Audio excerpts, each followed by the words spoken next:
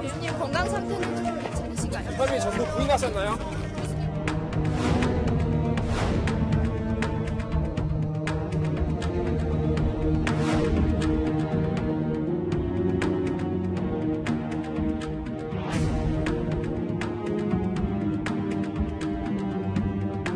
사모펀드 관련해서 차명 투자가 이루어졌다라고 하는 것은 듣도 보도 못한 얘기입니다.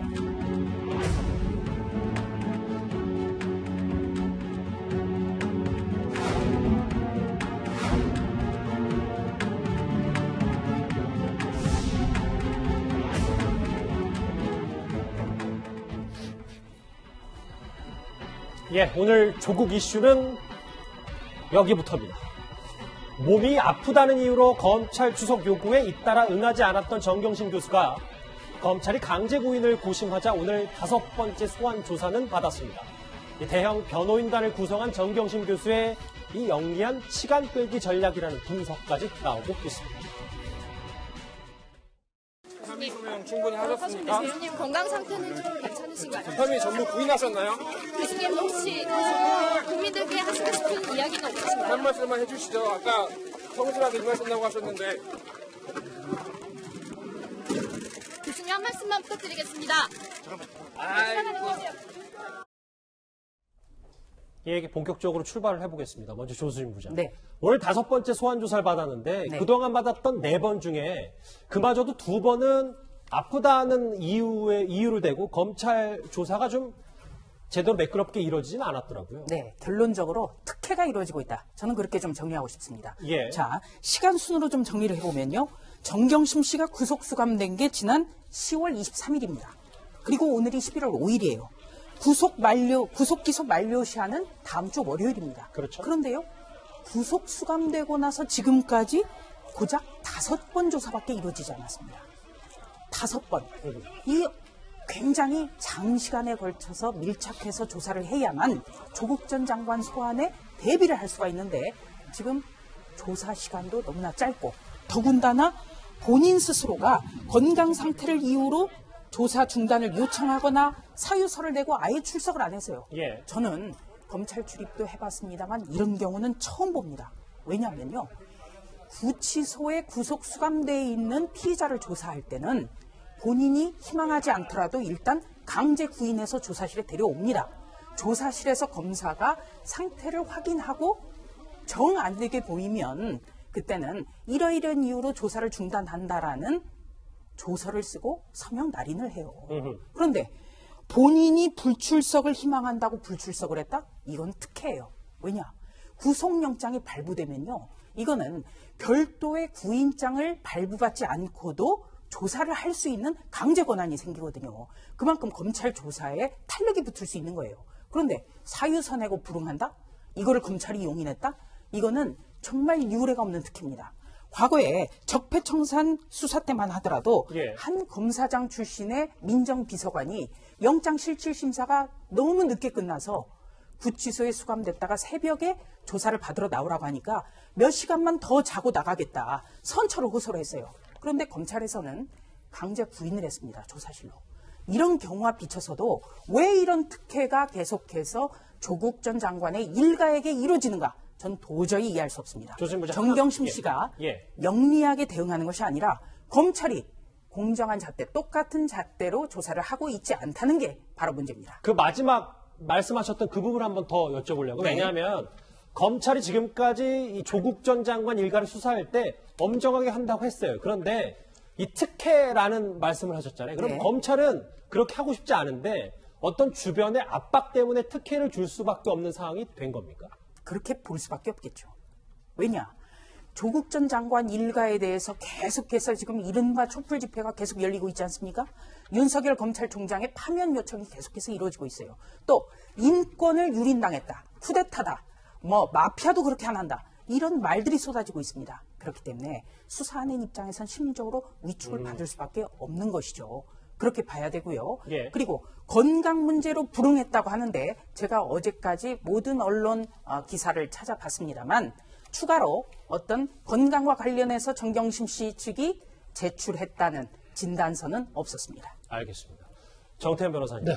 어쨌든 정경심 교수가 구속 수감이 됐음에도 이렇게 검찰에 고무줄 출석을 하는 것 때문에 조 전 장관 소환 조사, 대면 조사도 좀 늦어지고 이렇게 되면 조 전 장관 일가 전반적인 수사가 다 조금씩은 다 늦춰질 수밖에 없는 상황 아닙니까? 뭐 그럴 수밖에 없지만 사실은 정경심 교수의 진술은 별 의미는 없습니다. 왜냐하면 본인이 전부 다 부인하고 있기 때문에 정경심 교수의 진술에서 뭔가 유의미한 그런 내용이 나올 가능성은 없습니다. 다만 검찰로서는 정경심 교수의 이제 의혹에 관해서 전부 확인할 수밖에 없는 것이고 거기에 따라서 시간이 걸리는 거고 아마도 검찰은 정 교수의 진술과 별도로 조국 전 장관에 대해서는 다른 방법으로 앞으로 물어볼 충고할 것을 준비하고 있을 걸로 봅니다. 별도 혐의 정도는 구성을 할 것이다. 그렇습니다. 왜냐하면 정경심 교수와의 뭐 공무원 그런 의심도 있고 또 제3자와의 관계도 있지만은 적어도 정경심 교수의 입장에서는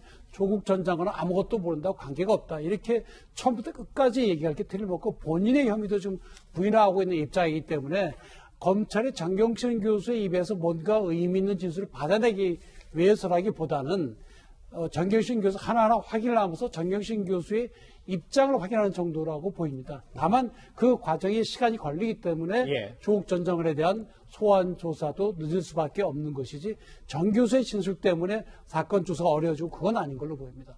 정경심 교수의 지금 1년의 검찰 조사 과정은 특혜다라는 분석까지 지금 여기서 나왔는데요. 그런데 최근 검찰이요, 이 정경심 교수의 동생에게서 하나 의미 있는 진술을 확보한 것으로 전해졌습니다. 이현정 의원님 화면 같이 보실게요. 정경심 교수 동생, 그러니까 조 전 장관의 처남 그렇죠. 입에서 누나 차명 주식을 내가 보관해줬다라는 진술이 나왔습니다. 우리가 어떤 의미로 받아들여야 됩니까? 우리가 뭐냐면 WFM 주식을 이제 12만 주를 이제 가지고 있는 거를 압수수색을 통해서 이제 발견했지 않습니까? 근데 이 주식이 누구 거냐에 대한 이제 논란이 있었죠. 결국에 정경심 씨 거다라고 이제 검찰은 결론을 지었고, 더군다나 이 주식을 구매하는 과정에서 시가보다 싼 가격에 이제 구매를 했다는 것이거든요. 보통 이제 한 6억 원 정도를 했는데 시가는 한 7, 8억 원 정도 한다고 합니다. 그러면 이 차액, 즉 어떤 면에서 보면 실질적으로 싸게 산 것 자체는 결국 이제 특혜와 어떤 뇌물의 성격을 이제 검찰은 보고 있지 않습니까? 근데 최근에 이제 검찰이 이 어떤 동생을 조사하면서 결국 이 주식은 결국 누나가 주식을 함께 보관하고 있었던 것이다. 이렇게 이제 진술을 했다는 거예요. 그러니까 이 사실 자체를 이제 동생이 이제 확인시켜 준 게 아닌가 하는 생각이 듭니다. 그런데 더 주목해 볼 만한 말이 하나가 있어요. 화면 같이 보실게요. 뭐 이렇게 되면 다 죽는 케이스, 오촌 조카의 말은 여러분들도 잘 알고 계실 텐데, 장현찬 평론가님, 정경심 교수의 동생, 그러니까 조국 전 장관의 처남은 누나와 매형에게 피해 안 가도록 내가 책임지겠다라고 이 차명 주식권에 대해서 이렇게 말했다는 겁니다. 굳이 매형을 저기서 거론하는 걸 보면 조국 전 장관이 이러한 차명 주식 거래에 대해서 사전에 어느 정도는 일정 부분 인지하고 있지 않았겠느냐, 그런 의혹이 더 커질 수밖에 없는 상황이고요. 그런데 지금 정경심 교수의 동생 접대했던 피해 안 가도록 내가 책임지겠다와 지금 검찰에서 다른 지인 명의를 통해 WFM 주식 차명으로 구입했다, 이건 결이 상당히 다르잖아요. 결국에는 정경심 교수도 지금 구속영장이 발부가 되어 있고 오촌 조카도 마찬가지고 검찰의 수사망이 점점 좁혀오는 과정에서 저렇게 말했던 정경심 교수의 동생조차 이제는 제대로 된 진술을 좀 할 수밖에 없는 그런 상황이 연출되는 것 같습니다. 그리고 또 하나 굉장히 중요한 말이 있는데, 이 조국 전 장관의 오촌 조카 같은 경우는 권력이 통하면 이런 것들이 와이파이 사업 뭐 잘 된다 이런 발언도 했어요. 맞아요. 여기서 권력은 정경심 교수겠습니까? 아니잖아요. 정경심 교수가 권력을 가지고 이렇게 이 펀드사로부터 여회장이라고 불렸다 하지 않습니까? 그럴 수 있는 배경에는 배우자인 조국 전 장관이 이 정부의 최측근이고 대통령의 측근이자 민정수석 그리고 법무부 장관이었기 때문에 가능한 그 권력이었습니다. 뿐만 아니라 청와대에서 5천만 원을 직접 ATM으로 보낸 것 등 굉장히 이 부분에 대해서 사전 인지를 많이 하고 있었고, 전 국민을 대상으로 한 기자간담회와 인사청문회에서 거짓을 말했다는 정황들이 속속 드러나고 있는 상황이기 때문에 이 검찰이 굳이 일부러 조국 전 장관을 겨냥하는 게 아니라 정도대로 수사를 한다면 조국 전 장관을 참고인으로 소환하는 것뿐만 아니라 이후의 신병에 대해서도 이제는 고민을 해야 될 그러한 시점이 다가온 것으로 보입니다. 조수진 부장, 조금 더 구체적으로 가면 이건 것 같아요. 지금 남은 가장 큰 관건이 이 여러 가지 차명 주식이든 이런 과정, 일련의 과정을 조 전 장관이 알았냐 몰랐냐일 텐데, 이 정경심 교수의 동생 말고도 그리고 이 차명 주식 보유가 꽤 오래전부터 정경심 교수가 가져 있었고 심지어 민정수석의 조 전 장관이 재임 시절에도 이 차명 주식을 동생이 갖고 있었다. 이 문제는 좀 조 전 장관이 인지 가능성이 좀 높아지는 포인트 아니겠습니까? 더 높죠. 그리고 정경심 씨의 동생의 발언, 누나와 매형에게 피해가 안 가도록 내가 책임지겠다. 이것도 굉장히 의미심장하지 않습니까?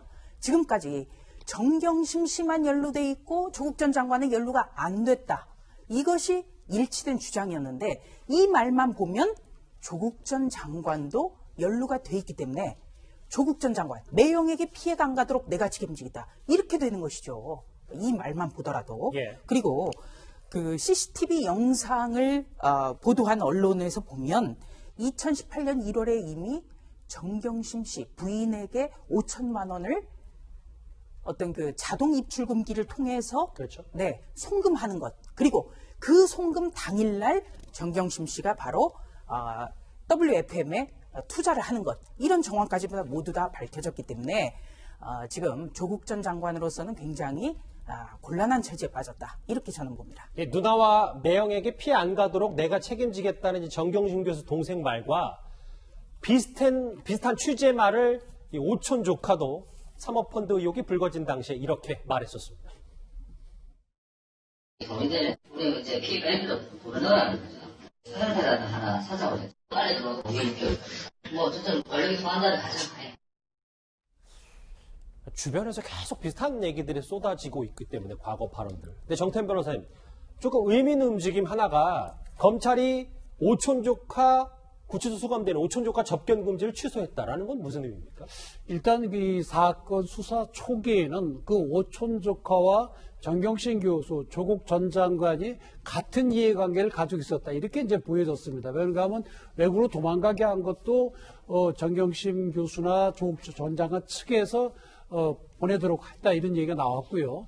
그리고 이 국제 전화를 통해서 앞으로 검찰 준수에 이렇게 얘기해야 한다든지 그렇게 이제 공모를 하는 의심도 있었기 때문에 일단 그 오촌 조카를 구속하면서 조국 전 장관 측과의 그 만남을 차단하기 위해서 접견 금지를 법원에 신청했던 거거든요. 근데 지금 이제 수사의 진행에 따라서 정경심 교수는 나는 피해자다. 오촌 조카가 우리를 악용한 것이다. 이렇게 나오게 되니까 결국엔 정경심 교수와 조국 전 장관 그리고 오촌 조카 사이에는 이제 이해관계가 틀어지기 시작한 것이고 종종과 같이 이제 공동 운명을 위해서 진술을 이렇게 같이 맞출 가능성이 좀 적어진 거죠. 그런 점에서 이제 검찰에서는 일단 접견 금지를 이제 취소 신청을 하는 걸로 보입니다. 아마 수사가 마무리 단계에 들어간 걸로 볼 수가 있습니다.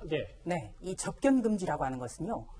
이 증거인멸 등의 가능성이 있을 때 법원에서 직권이나 또는 법원이 검찰의 청구를 받아들여서 하는 거예요. 그러니까 그 사람의 변호인을 제외한 외부인과의 접촉을 차단하는 것이거든요. 그러니까 이 오촌 조카에게 검찰이 접견 금지를 신청해서 이것이 받아들여져 왔다는 것은 어떻게 보면은 조국 전 장관이라든지 정경심 씨라든지 이런 곳과의 어떤 입맞추기 이런 정황을 금지하기 위해서였어요. 그렇죠. 그런데 이것을 풀었다는 것은 이제는 상당한 혐의 입증 여기에 대해서 검찰이 자신감을 갖고 있다는 것을 수사가 진척이 많이 그렇습니다. 됐다. 보여주는 증거라고 볼 수 있겠습니다. 또 하나 짚어볼 얘기. 장혜찬 평론가님. 아까 이 차명 주식 보유를 꽤 오래전부터 했다는 얘기를 제가 직접 했었는데 5년 전에 증권 계좌도 차명이었다. 그러니까 명의는 동생, 도장은 다른 가족. 글쎄 이걸 저희는 또 어떻게 받아들여야 됩니까? 잘 이해가 안 되죠. 보통 자기 명의, 자기 연락처, 자기 도장으로 하는 게 일반적인데 명의는 동생이고 연락처는 본인 겁니다. 그리고 도장은 또 다른 가족 제3자였습니다. 전문가들은 차명 계좌를 개설하는 전형적인 방법이라고 평가를 하고 있는데요. 왜 2014년부터 이런 식으로 복잡하게 굳이 차명의 증권 계좌를 만들었을까?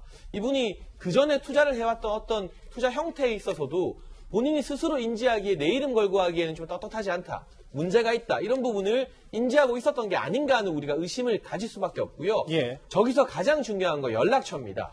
연락처는 정경심 교수 본인의 것을 썼잖아요. 이 주식과 관련해서 긴급한 연락이 올 때는 자신이 받도록 되어 있었다는 것이죠. 결국 이름과 도장은 다른 사람 것을 내세웠지만 이 증권 계좌의 실질적 소유주 역시나 연락처를 기재한 정경심 교수였다는 것이고, 무려 2014년부터 이 차명 계좌를 해온 그러한 어떤 습관들이 고스란히 이번 코링크나 WFM에 투자를 하는 과정에 있어서도 다시 한번 반복된 것이 아닌가 하는, 따라서 이번에 차명으로 소유했다는 것 역시도 신빙성이 그만큼 높아질 수밖에 없다는 또 하나의 증거가 되겠습니다. 이렇게 차명이 많은 것도 좀 상식적으로 잘 이해는 되지 않습니다만 일단 알겠습니다.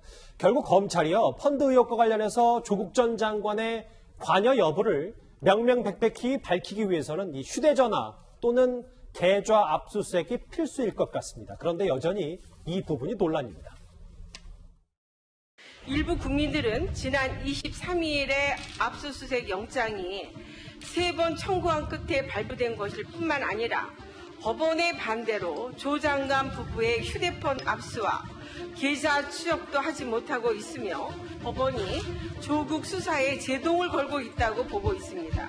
PC는 제가 듣기에 이미 다 압수를 했는데 뭘 또 보려고 자택까지 가서 압수수색을 하는지가 좀 이해가 잘 안 되고요. 현장 가서 2번이나 바꿀 정도로 무슨 공모도장도 아니고 판사가 이렇게 호소를 했나라고 저는 좀 성찰해야 될 대목이라고 저는 생각합니다. 화면을 좀 같이 보실게요. 정태현 변호사님. 네. 지금 일련의 과정을 보면 앞으로도 조 전 장관 휴대전화 압수수색은 쉽지 않을 것 같다는 생각이 드는데 수사 진척 여부를 떠나서요. 그래서 사실은 스마트폰이 이제 증거의 왕이라고 그러거든요. 왜냐하면 요즘 누구나 다 스마트폰을 가지고 그 스마트폰에는 문자도 있고 카톡도 있고 파일 주고받은 것도 있고 사진도 있고 동영상도 있고 또 어디로 다 다녔는지 동선도 다 나옵니다. 그래서 스마트폰만 압수가 되면 그 속에 모든 걸 다 이제 찾을 수가 있는데 지금 문제는 그 조 전 장관에 대해서 스마트폰 압수수색이 전부 영장에 기각된 걸로 좀 나와 있거든요. 예. 정경심 교수도 마찬가지고.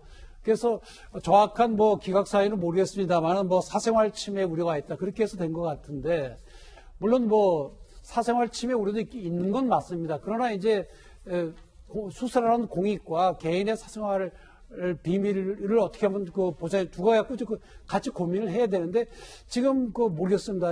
조국 전 장관의 경우에 사생활이 더 우선한지는 모르겠는데 다만 기술적으로 그런 건 있습니다. 우리 형사소송법은 어떤 컴퓨터 같은 저장 매체 있죠. 디스크라든지 휴대폰 그런 거는 그것 자체를 압수하지 말고 그 안에 들어있는 것을 출력하거나 복사해서 가지고 나와라. 그렇게 압수하라. 그렇게 돼 있거든요. 예. 다만 단서 조항도 있습니다. 그것이 도저히 불가능하거나 현재 어려울 때는 바로 그거 자체를 압수할 수 있다. 이렇게 돼 있거든요.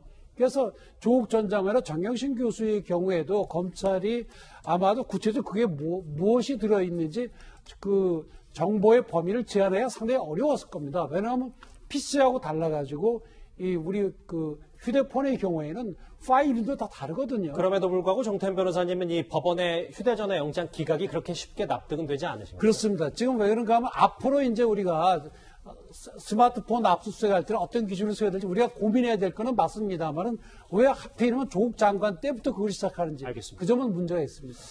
자, 그런데 오늘 국회 법사위에서는 조국 전 장관 때문에 지금 장관 역할을 하고 있는 김호수 법무부 차관이 진땀을 좀 흘려야 했습니다. 화면 만나보시죠. 이번 이 법무부가 발표한 이 내용도 보면 근본적인 취지보다는 조만간 있을 조국 전 수석의 검찰 출두 이거를 염두에 둔 훈련 규정을 개정한다. 이런 얘기 세간이 많이 봅니다. 그런 부분은 정말로 해제하려고 모든 조항들을 잘 검토했습니다. 아무리 개혁을 해도 지금 이 시점에 하면 조국 편들기 위한 개정이다. 훗날 여론은 문제를 맞을 것이라고 생각합니다. 유념하겠습니다. 예, 야당이 이 같은 주장을 하는 배경을 좀 더 구체적으로 들어보실까요? 대통령의 이 지시에 따라서 10월 중에 이렇게 마련하려다 보니까 온갖 잡음이 나오는 거 아닙니까? 정말 충분한 협의를 한 겁니까? 그렇습니다. 정말요. 가서 직접 시안 설명도 드렸고요. 대검에서는 이제 언론에 대한 제재는 출입 기자단의 자율적인 판단에 맡기는 것이 옳다. 검찰이 관여한 문제가 아니다라는 식의 의견을 제시했다는데 그것도 맞습니까? 뭐 협의 과정이긴 한데 저희들도 기본적으로 같은 생각입니다. 법무부도 같은 취지의 생각을 가지고 있었다면 그 규정을 빼야죠. 오늘 때마침 법사위가 있어서 위원장 의원님, 그러니까 네. 조 전 장관 소환을 앞두고 지금 법무부가 부랴부랴 이 훈령을 제정한 거 아니냐라는 질문이 김호수 차관에게 쏟아졌어요. 그렇죠. 최근에 이제 법무부가 개정하려는 훈령을 보면 오보를 낸 기자는 일단 검찰청을 출입하지 못하도록 한다라고 되어 있습니다. 근데 도대체 오보의 기준도 없고, 그럼 그 누가 규정하냐 그러니까 법무부에서는 각 검찰청에서 해라라고 이야기를 했어요. 근데 그 검찰청에서 무슨 소리냐, 우리가 무슨 어떻게 오보를 판단하느냐. 그래서 검찰청에서는 기본적으로 이거 조항 자체 반대한다는 입장을 냈습니다. 또 최근에 출입기자단과 기자협회, 편집인협회 다 이 반대 성명을 냈어요. 아니 세상에 오보라는 게 누가 규정을 하는 겁니까? 그 규정을 그럼 법무부가 독자적으로 한다는 겁니까? 아니면 대법원에서 확정 판결을 한다는 겁니까? 그럼 오보난 기자를 출입하지 못하게 한다? 이거는 기본적인 언론 취재 자유를 침해하는 거 아니겠습니까? 그 규정을 지금 만들어 놔놓고 오늘 나와서는 법무부 차관은 우리가 검찰하고 생각이 같다라고 이야기를 하고 있어요. 아니 그럼 그 규정을 없애든지 폐지하든지 해야지. 생각이 똑같아 그러면서 규정은 만들어 놓고 그럼 앞으로 어떻게 운영하겠다는 건지 답답할 따름입니다. 조수인 부장, 네. 김호수 차관은 조 전 장관 편들기 규정 아니다라고 철저하게 오늘 해명을 했단 말이죠. 해명을 했으면 바로 없애야죠. 그게 문제죠. 네, 여기에 대해서 즉답을 안 했거든요. 이 정점식 의원과 김호수 차관 같은 경우에는 사법시험 연수원 20기 동기 동창입니다. 그렇군요. 네, 그리고 검찰에서 한솥밥을 먹었어요. 제가 정점식 의원에게 전화 통화를 해보니까 오죽 말이 안 되는 조치면은 내가 동기에게 이런 거를 집중질의했겠느냐 이렇게까지 이야기를 하고 있습니다. 영화 1987에 보면 왜 기자가 검찰청의 각 검사실을 들어가서 취재를 하는가 이것이 그려집니다. 경찰이 탁친이 억하고 죽었다 이렇게 발표했을 때 이 발표만 믿었다면 역사는 달라졌겠죠. 바로 5공화국 시절에도 하지 않았던 조치를 이른바 개선 조치라는 이름으로 포장해서 내놓는 것 이게 굉장히 큰 문제입니다. 이게 조국 장관의 편들기가 문제가 아니고요. 예. 법무부가 저렇게 해서는 안 됩니다. 기본적으로. 국민의 알 권리가 있는데 지금 내놓은 그 공부에 관한 그 훈령 그 초안을 보면은 우리가 군사 독재 시절에 언론 탄압을 하던 그때 보도 지침을 떠올리게 하거든요. 요즘과 같은 민주국가의 시대에 저런 거 있을 수가 없는 겁니다. 법무부에서 다시 한번 검토를 하고 이것이 우리 언론에 미치는 영향, 국민의 알 권리라든지 이걸 종합적으로 검토를 해서 다시 만들어야 됩니다. 알겠습니다. 네, 그리고 한마디만 덧붙이면요. 예. 50 때는 보도 지침 이것을 언론사의 고위층에게 내려보냈죠. 물론 거기에 굴하지 않고 기자는 썼습니다. 그런데 여기 이 지금 조치는 보도 지침에서 훨씬 더 나아가서 출입 자체, 대면 자체를 못하게 하겠다. 이런 조치이기 때문에 정말 민주국가에서 이것이 가능한 조치인가 이런 생각이 들 수밖에 없는 겁니다. 조 전 장관 관련 수사 속보와 그리고 오늘 법사위에 출석한 김호수 차관의 이 논란의 법무부 훈령 얘기까지 정리를 해봤습니다.